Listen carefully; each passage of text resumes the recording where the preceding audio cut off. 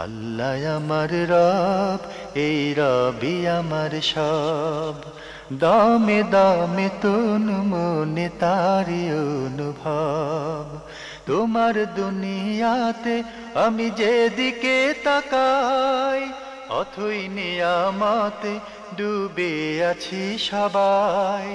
পাক পাখালির গানে শুনি তসবি কলো রব, তসবি কলো রব। আল্লাহ আমার রব, এই রবি আমার সব। আসসালামু আলাইকুম প্রিয় দর্শক, আপনারা যারা দেশে আছেন প্রবাসে, সবাইকে অনেক অনেক প্রীতি ও শুভেচ্ছা। শুরু হলো আপনাদের প্রশ্ন নিয়ে আপনাদের এই প্রিয় অনুষ্ঠান আপনার জিজ্ঞাসা। আপনাদের সাথে আছি আমি জয়নুল আবেদিন আজাদ। আজকেও আপনাদের প্রশ্নের জিজ্ঞাসার জবাব দিচ্ছেন বিশিষ্ট আলেম ডক্টর মোহাম্মদ সাইফুল্লাহ। আসসালামু আলাইকুম ওয়া রাহমাতুল্লাহি ওয়া বারাকাতুহু। প্রিয় দর্শক, চলুন তাহলে জিজ্ঞাসার জগতে। শুরুতে একটি চিঠি, এটি পাঠিয়েছেন নুরুন নাহার বেগম, দিনাজপুর পার্বতীপুর থেকে। আগের চিঠি, এই চিঠিতে আপনি মোট ২৭টি প্রশ্ন পাঠিয়েছিলেন। আমরা কিছু প্রশ্নের জবাব দিয়েছিলাম, আপনার আরও অনেক প্রশ্ন রয়ে গেছে। আমরা ধীরে ধীরে চেষ্টা করব আপনার সব প্রশ্নের জবাব দিতে। আপনি জানতে চেয়েছেন কোরআন মাজিদে যে সেজদা আছে সেগুলো কিভাবে দিতে হয়।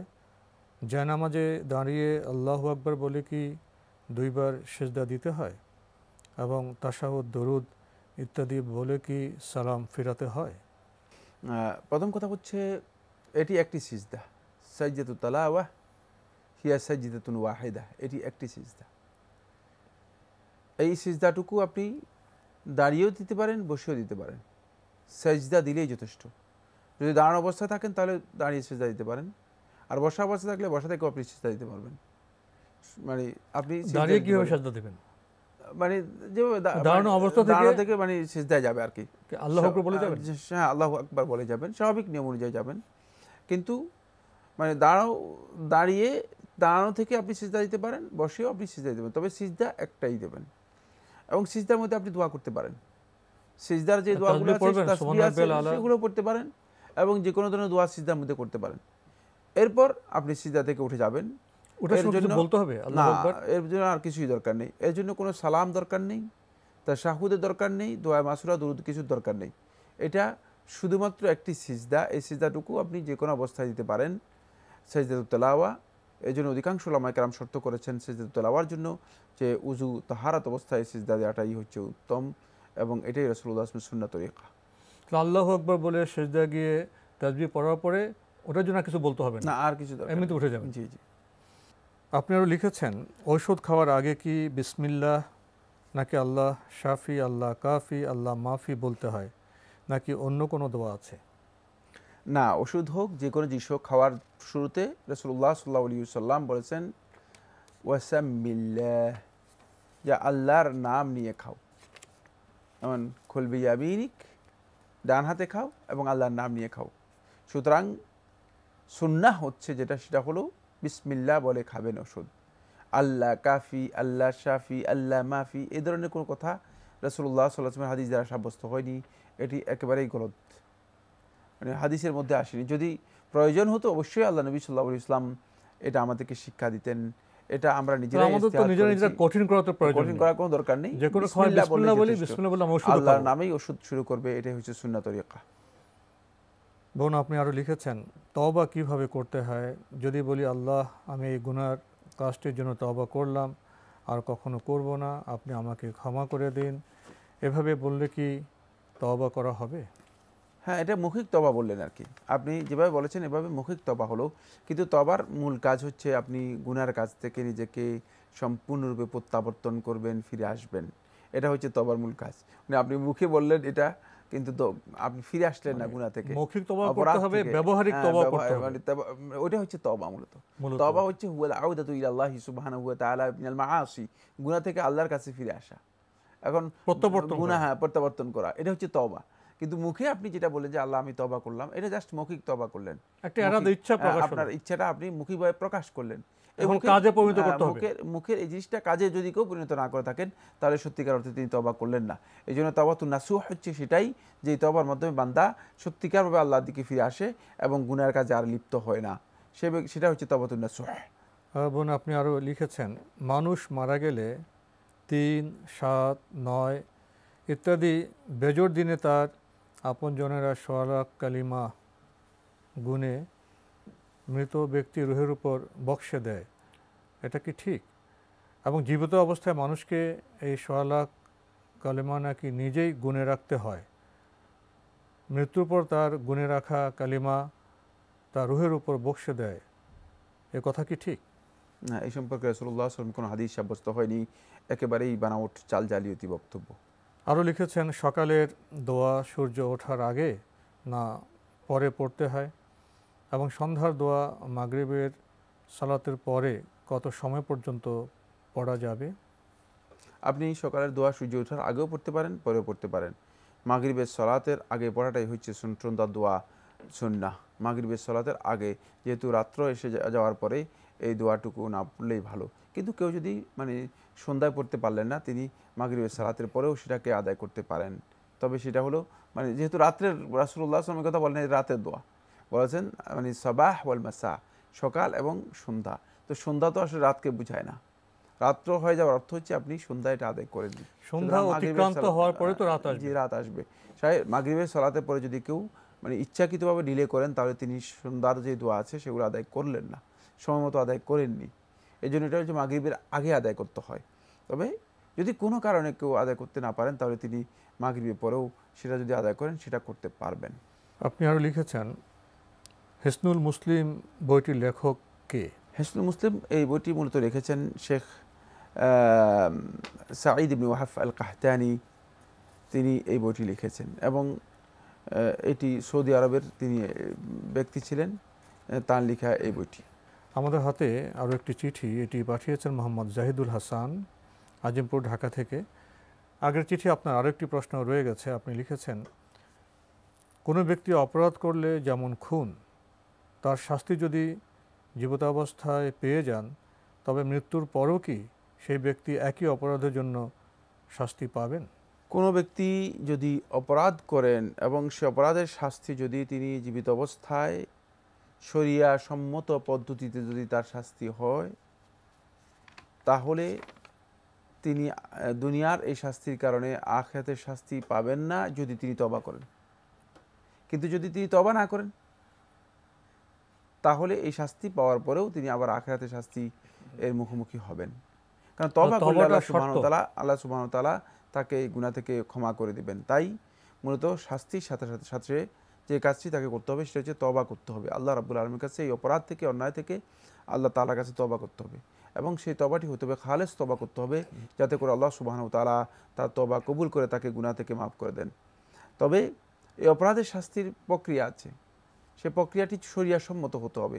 আমরা বলেছি যে শরিয়াসম্মত প্রক্রিয়া যদি না হয়ে থাকে, তাহলে অপরাধের সেই যে শাস্তি সে বহন করেছে, এই শাস্তির কারণে দুনিয়ার এই শাস্তি তার জন্য যথেষ্ট হবে না। যেমন কোনো ব্যক্তি একজন ব্যক্তিকে খুন করেছে, তো শরিয়া পদ্ধতি অনুযায়ী শাস্তি যেটা, সে শাস্তি না দিয়ে তাকে মনে করেন 10 বছরের জেল দিয়েছে। 10 বছরের জেলের পরে সে আবার আসে আরেকজন ব্যক্তিকে খুন করে ফেলেছে, তারপর আবার 10 বছরের জেল দিয়েছে। তো 10 বছর পরে আসে সে ফ্রি হয়ে আবার আরও মাস্তানি, আরও খারাপ কাজ যা আছে, খুন খারাপি যা করে দরকার তাই করে যাচ্ছে। তাহলে এই যে প্রক্রিয়া, অপরাধের প্রক্রিয়া কিন্তু ইসলামী শরিয়া অনুযায়ী শুদ্ধ নয়, বা শাস্তির প্রক্রিয়াটি শুদ্ধ নয়। এই জন্য দুনিয়ার যে শাস্তিটুকু হয়েছে, সে শাস্তিটুকু তার আসলে সত্যিকার শাস্তি হয়নি, যেহেতু ইসলামী প্রক্রিয়া শাস্তি হয়নি। সেক্ষেত্রে তার শাস্তি কিন্তু আখিরাতের জন্য রয়ে গিয়েছে, যেহেতু সঠিক শাস্তি আখিরাতে তাকে অবশ্যই এটা বুঝাই দিতে হবে। কারণ অন্যের হক এখানে তো বোঝানোর বিষয় রয়ে গিয়েছে। কারণ যারা এই যে হক থেকে বঞ্চিত হয়ে গিয়েছে, তাদের তো হক তো আদায় করে দেওয়া হয়নি, কারণ এটা অন্যের হক, কাউকে হত্যা করা অন্যের হক। সুতরাং এই হকটি বুঝাই দিবে কে? এখানে তো বুঝাই দেওয়া হয়নি, তাই কিয়ামতের দিন তাকে এটা বুঝাই দিতে হবে। তবে যদি কোনো কারণে সে ব্যক্তি আল্লাহ রাব্বুল আলামিনের কাছে তওবা করেন, আল্লাহ তাআলা যদি মেহেরবানি করে ক্ষমা করে দেন, তাহলে কিয়ামতের দিন আল্লাহ সুবহানাহু ওয়া তাআলা তার পক্ষ থেকে ওই ব্যক্তির হকটুকু বুঝিয়ে দিবেন, আল্লাহ রাব্বুল আলামিন বুঝিয়ে দিবেন তার হক। এটি পাঠিয়েছেন ডক্টর মোহাম্মদ রিজাউল করিম। আপনি লিখেছেন, before perform 4 rakat farz in Zuhr Asr Salat, what is real sunnah to perform 4 rakah sunnah salat? Can I perform 4 rakat sunnah salat by a form of 2 rakat plus 2 rakat separately? 4 রাকাত যেই সুন্নাতগুলো আছে সেগুলো কি আপনি 4 রাকাত করে আদায় করবেন না 2 রাকাত করে আদায় করবেন? দুটাই জায়েজ, তবে উত্তম হচ্ছে যেটা সেটা হলো 2 রাকাত করে আদায় করা। যেহেতু মুসনাদ আহমদের মধ্যে রাসূলুল্লাহ সাল্লাল্লাহু আলাইহি ওয়াসাল্লাম থেকে একটি সহিহ হাদিস দ্বারা সাব্যস্ত হয়েছে যে এই নফল সালাতগুলো, অতিরিক্ত সালাতগুলো 2 রাকাত করে পড়ার বিষয়টি রাসূলুল্লাহ সাল্লাল্লাহু আলাইহি ওয়াসাল্লাম নির্দেশনা দিয়েছেন। তাই 2 রাকাত করে যদি কেউ পড়েন তাহলে তিনি পরিপূর্ণরূপে আদায় করলেন। 2 রাকাত করে 4 রাকাত পড়লেন। আর যদি কেউ 4 রাকাত একসাথে পড়েন তাহলে কিন্তু তার সালাত হয়ে যাবে, এটি বেদাত হবে না। তবে মানে সেখানে তিনি কিন্তু মানে পরিপূর্ণভাবে 4 রাকাত আদায় করতে পারলেন না, পরিপূর্ণভাবে 4 রাকাত আদায় করতে পারেননি। এই জন্য উত্তম হচ্ছে যেটা সেটা হলো 2 রাকাত করে আদায় করবেন, তাহলে পরিপূর্ণরূপে আপনি 4 রাকাত আদায় করতে পারলেন। ভাই আপনি আরও লিখেছেন, if I take bath do I need take ওযু আফটার বাথ অ্যাগেইন সেপারেটলি? না, আপনি যদি গোসল করেন এবং গোসলটা যদি সুন্নাহ তরিকা অনুযায়ী করেন, রাসূলুল্লাহ সাল্লাল্লাহু আলাইহি ওয়াসাল্লামের দেখানো যে তরিকা আছে সেই তরিকা অনুযায়ী গোসল করেন, তাহলে আপনি ভিন্ন করে উজু করার কোনো প্রয়োজন নেই। যেহেতু তাহারাতুল কুবরা, বড় তাহারাত, এই বড় তাহারাত হচ্ছে গোসল। এই গোসল ছোট তাহারাতকে অন্তর্ভুক্ত করে। ছোট তাহারাত হচ্ছে উজু, ছোট পবিত্রতা হচ্ছে উজু, উজুকে গোসলটা অন্তর্ভুক্ত করে। তাই যেহেতু আপনি বড় তাহারাত হাসিল করেছেন, সুতরাং ছোট তাহারাত আর ভিন্ন করে আদায় করার কোনো প্রয়োজন নেই। কিন্তু ওই বড় তাহারাতটা আপনি আদায় করেছেন তাহারাতের মানে পদ্ধতি অনুযায়ী হতে হবে। যেহেতু গোসলের পদ্ধতি ইসলাম যেভাবে অ্যালাউ করে সেই পদ্ধতি অনুযায়ী হতে হবে। যদি গোসলের পদ্ধতি অনুযায়ী না হয়, মানে আপনি এমনি হঠাৎ করে পুকুরের মধ্যে পড়ে গিয়ে ভিজে গিয়েছেন, বলে যে ঠিক আছে পড়লাম, যখন গোসল করে আসলাম, কোনো শরিয়ার মানে সিস্টেম বা সুন্নাহ তরিকা অনুযায়ী হলো না, নিয়ত ছিল না, ইচ্ছাকৃতভাবে নিয়ত ছিল না, তাহলে কিন্তু আপনার সেটা গোসল হয়নি। এই জন্য সেখানে শরিয়ার সুন্নাহ তরিকা, যে তরিকায় রাসূলুল্লাহ সাল্লাল্লাহু আলাইহি ওয়াসাল্লাম গোসল করতে বলেছেন, নির্দেশনা দিয়েছেন, ঠিক সেই তরিকা অনুযায়ী যদি হয়ে থাকে তাহলে আপনাকে আর উজু করতে হবে না। প্রিয় দর্শক, আমাদের হাতে আরও একটি ইমেল, এটি পাঠিয়েছেন পারভিন কানাডা থেকে। আপনি লিখেছেন, আমি আপনাদের এই প্রোগ্রামের রেগুলার অডিয়েন্স, খুব পছন্দ করি। আমি জানতে চাই নামাজে কোন রকমের ভুলের জন্য সাজদা সুহু করতে হয়, কিভাবে করতে হয়, এটা জানালে খুব উপকৃত হব। ধন্যবাদ, আপনাকে গুরুত্বপূর্ণ প্রশ্ন করেছেন। কিন্তু নামাজের মাসলা মাসাইলগুলো আসলে শুধুমাত্র টেলিভিশনের মাধ্যমে শেখার চেষ্টা না করে কিছু শ্রম, কিছু সময় নিজের দেওয়া দরকার আছে বলে আমি মনে করি। মানে কারণ একটা বই যদি আপনি পড়তেন তাহলে সবচেয়ে বেশি উপকৃত হতেন। সিজদা সুহুর উপর বই আছে, সুতরাং নামাজের উপর, সহি নামাজের উপর বই আছে, সেগুলো থেকে পড়ে কিছু শেখার জন্য চেষ্টা করেন। কারণ এটা মানে এমন কোনো সুনির্দিষ্ট প্রশ্ন হলে আমরা উত্তর দিতে খুব সহজ, কিন্তু এটা এত ব্রড একটি বিষয় যে বিস্তৃত একটি আলোচনা, যে আমরা কোন সাইড থেকে কথা বলবো যার মাধ্যমে আপনি যে বক্তব্য চেয়েছেন বা যা চেয়েছেন আপনি সেটা আমরা পরিপূর্ণভাবে আদায় করতে পারবো। যাই হোক, সাজিদু সাহু 3টি কারণে হয়ে থাকে, মানে খুব সহজভাবে আমরা মানে সহজ মূল কথাগুলো বলতে পারি। একটি হচ্ছে কোনো কারণে যদি সলাতের কোনো ওয়াজিব কোনো কারণে যদি মানে ভুলে ছেড়ে যায়, তাহলে ওয়াজিব ছেড়ে দিলে তাহলে তার উপর সিজদা সুহু আসবে। আর দ্বিতীয় হচ্ছে যদি বৃদ্ধি করে অনিচ্ছাকৃতভাবে কোনো ওয়াজিব অথবা কোনো রুকন যদি সলাতের মধ্যে বৃদ্ধি করে ফেলে, বেশি করে, তাহলেও তার উপর সিজদা সুহু ওয়াজিব হবে। 3 নম্বর হচ্ছে কোনো কারণে সলাতের কোনো ওয়াজিব অথবা মানে এই জাতীয় কোনো বিষয়ের ক্ষেত্রে যদি কোনো সন্দেহ তৈরি হয়, রুকনের ক্ষেত্রে সন্দেহ তৈরি হয়, সেই ক্ষেত্রে যদি সন্দেহ আসে তাহলে তার উপর সিজদা সুহু দেওয়া ওয়াজিব। আর এটা হচ্ছে 2টি সিজদা থানি ক্বাবলা সালাম ও বা'দা সালাম। 2টি সিজদা সালামের আগেও করতে পারেন, সালামের পরেও করতে পারেন। তাহলে বোঝা গেল যে এটি অনেক দীর্ঘ আলোচ্য বিষয় রয়েছে, যে অনেক দীর্ঘ কথা রয়েছে। এই জন্য আমি বলেছি যে প্রত্যেকটি মাসআলা সলাতের কিন্তু আমাদেরকে শিখতে হবে, শিখার জন্য আমাদের পুরো অনুষ্ঠানের সময় দিয়ে কভার হবে না, এটি কভার হবে না। জি, দ্বিতীয় বিষয় হচ্ছে যেটা, সেটা হলো এই 2টি সিজদা আপনি সালামের আগে যদি দিতে চান তাহলে আপনি মানে বৈঠক করে তাশাহুদ, দরুদ, দোয়া মাসুরা সব কিছু কমপ্লিট করবেন। কমপ্লিট করার পরে আপনি 2টি সিজদা দিবেন। স্বাভাবিক নিয়ম অনুযায়ী সিজদা আমরা যেভাবে দিয়ে থাকি, 2টি সিজদা দিয়ে তারপর বসবেন, বসে ডানে সালাম এবং বামে সালাম ফিরাবেন। আর যদি সালামের পরে দিতে চান তাহলে আপনি ঠিক আগের নিয়মেই আপনি তাশাহুদের জন্য বসবেন, বসে তাশাহুদ, দরুদ, দোয়া মাসুরা, তারপর যা দোয়া করা দরকার সবগুলো করবেন। করার পরে আপনি ডানে এবং বামে সালাম ফিরাবেন, ডানে এবং বামে সালাম ফিরার পরে দুটি সিজদা দিবেন, দুটি সিজদা দেওয়ার পরে আবার বসবেন, বসে ডানে এবং বামে সালাম ফিরাবেন। এটি হচ্ছে মূলত তরিকা, এটা হচ্ছে তরিকা। এবং এই ক্ষেত্রেও অনেক দীর্ঘ আলোচনা রয়েছে, কখন আপনি মানে সালামের আগে সিজদা দিবেন, কখন আপনি সালামের পরে সিজদা দিবেন। এই মাসআলাটি অনেক বিস্তৃত আলোচনা দাবি রাখে, ফিকহের কিতাবগুলো থেকে জেনে নেওয়ার জন্য অনুরোধ করছি। তবে যদি কেউ মানে কনফিউশনের মধ্যে পড়ে যান, তিনি কি সিজদাটা সালামের আগে দিবেন না সালামের পরে দিবেন, মানে তার হুকুম অনুযায়ী কি সালামের আগে হবে না পরে হবে, কনফিউশনে যদি পড়ে যান, তাহলে তিনি সালামের আগেই সিজদা দিবেন, অর্থাৎ সালামের আগে সিজদা দিবেন, অর্থাৎ সালাম দুটি সিজদা দিয়ে তারপরে ডানে এবং বামে সালাম ফিরিয়ে সালাত থেকে বেরিয়ে যাবেন। এবং এটাই হচ্ছে মূলত সিজদায়ে সুহুর ব্যাপারে অত্যন্ত সংক্ষিপ্ত বক্তব্য, সংক্ষিপ্ত কথা। প্রিয় দর্শক, এবার আমাদের হাতে একটি চিঠি, এটি পাঠানো হয়েছে বায়তুল নূর জামে মসজিদ, দক্ষিণ দনিয়া, নূরপুর, ঢাকা থেকে। অনেক প্রশ্ন, 28টি প্রশ্ন। আমরা গত অনুষ্ঠানে কয়েকটি প্রশ্নের জবাব দিয়েছিলাম, আজকে আমরা আরও কয়েকটি প্রশ্নের জবাব দেওয়ার চেষ্টা করব। আপনি লিখেছেন, নিচে মানে মেঝেতে বসে খাওয়া কি সুন্নাত? এখন যেখানে মেঝে নাই সেখানে কোথাও বসবে না, এইটি হাদিস দ্বারা সাব্যস্ত হয়নি, একান্ত ব্যক্তিগত বক্তব্য হতে পারে কারো। মেঝে পরে বসে অথবা নিচে বসে খাওয়া সুন্নাত, এই বক্তব্যটুকু শুদ্ধ নয়। কারণ হলো, কখনো আপনি হয়তো বসারও সুযোগ পাবেন না, হতে পারে যে এই অবস্থা আপনাকে খেতে হবে, তাহলে তো আপনি সুন্নাহ অনুযায়ী আমল করলেন না। রাসূলুল্লাহ সাল্লাল্লাহু আলাইহি ওয়াসাল্লাম মানে সবসময় মেঝে বসে খেয়েছেন, এই ধরনের কোনো রেওয়ায়েত পাওয়া যায়নি। তবে যদি কেউ বসতে পারেন, এটা সুন্নাত বিষয় নয়, এটা আদাতের বিষয়, বাস্তবতার বিষয়। আদাত মানে আদাত হচ্ছে প্রচলন, এলাকার প্রচলন নয়, এটাকে বলা হয় থাকে মানে যেগুলো মানুষের স্বাভাবিক বিষয়, স্বভাবজাত বিষয়। রাসূলুল্লাহ সাল্লাল্লাহু আলাইহি ওয়াসাল্লাম স্বভাবজাতভাবে কিছু কাজ করেছেন যেগুলো ইবাদতের সাথে সম্পৃক্ত না, তার মধ্যে তিনি বসছেন, কোথাও কীভাবে বসছেন, এটা তার বসাগুলো সবগুলোকেই, এমনকি ফিকহুল হানাফির মধ্যেও আপনি দেখুন এই বিষয়ে বিস্তারিত আলোচনা করেছেন আন-নাসাফি রাহিমাহুল্লাহ তাআলা। তিনি তার আল মানার কিতাবের মধ্যে, আল মানার শরহের মধ্যে নুরুল আনোয়ারের মধ্যে দেখেন বিস্তারিত আলোচনা করেছেন এই মাআকিল মাশারিব, রাসূলুল্লাহ সাল্লাল্লাহু আলাইহি ওয়াসাল্লাম কীভাবে খেয়েছেন, কীভাবে বসেছেন, কীভাবে উঠেছেন, কীভাবে চলেছেন, কীভাবে হেঁটেছেন। এই বিষয়গুলো মূলত স্বভাবজাত বিষয়, স্বাভাবিক বিষয়। এগুলোর সাথে মানে এটাকে সৃষ্টিগত বিষয় বলে বা তাবেই বিষয়, মানে একেবারে তবিয়তের সাথে সম্পৃক্ত, দ্বীনের বিশেষ কোনো এর সাথে ইবাদতের কোনো সম্পর্ক নেই, ইবাদত সম্পৃক্ত বিষয় নয়। সুতরাং এখানে সুন্নাহ বলতে বোঝায় যেটি পরিভাষায় সুন্নাহ বলতে যেটা বোঝায় সেটি এখানে প্রযোজ্য হবে না। তাহলে আমরা বাস্তব অবস্থায় বসেও মেঝে বসে খেতে পারবো, চেয়ারটের বসে খেতে পারবো, এবং কোনো সময় বাস্তবে যদি এমন হয় যে আমার দাঁড়িয়ে খেতে হবে, বসার ব্যবস্থা নেই, তখন দাঁড়িয়ে খেতে হবে, তো কীভাবে খাবে? যেহেতু ব্যবস্থাই নেই, সুতরাং তাকে দাঁড়িয়ে খেতে হবে, বসার তো কোনো ব্যবস্থা নেই।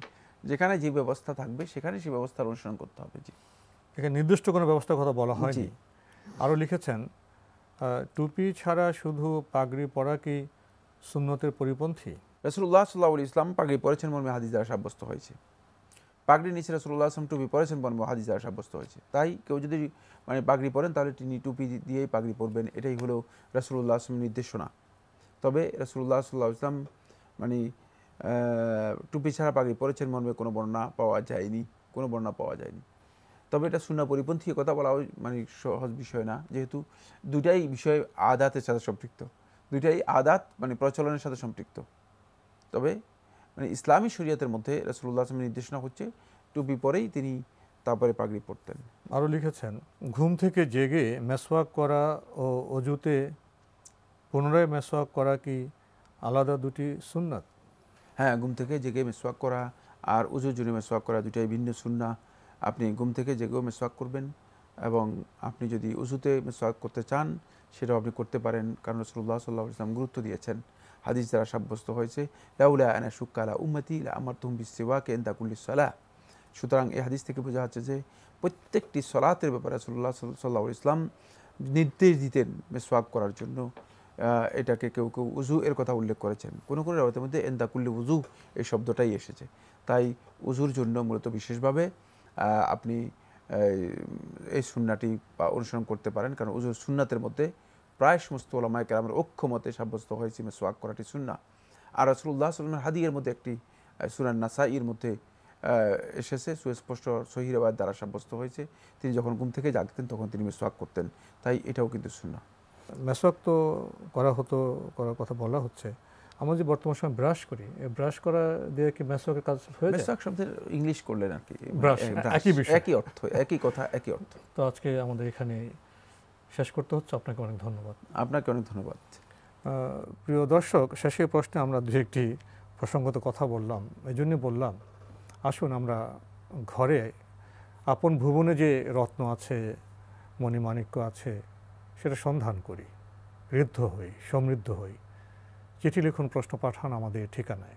পরিচালক আপনার জিজ্ঞাসা, এনটিভি, বিএসসি ভবন, 7ম তলা, 102 কাজী নজরুল ইসলাম এভিনিউ, কারওয়ান বাজার, ঢাকা 1215। আপনারা ইমেলও করতে পারেন। আমাদের ইমেল অ্যাড্রেস আপনার জিজ্ঞাসা @ntvbd.com। প্রিয় দর্শক, আপনারা আমাদের অনুষ্ঠানে এনটিভি অনলাইনেও দেখতে পারবেন। ভিজিট করুন www.ntvbd.com। দর্শক, আপনারা সবাই নিরাপদে থাকুন, থাকুন শান্তিতে। আসসালামু আলাইকুম। আমার রব, এই রবি আমার সব, দামে দামে তুন মনে তারি অনুভব।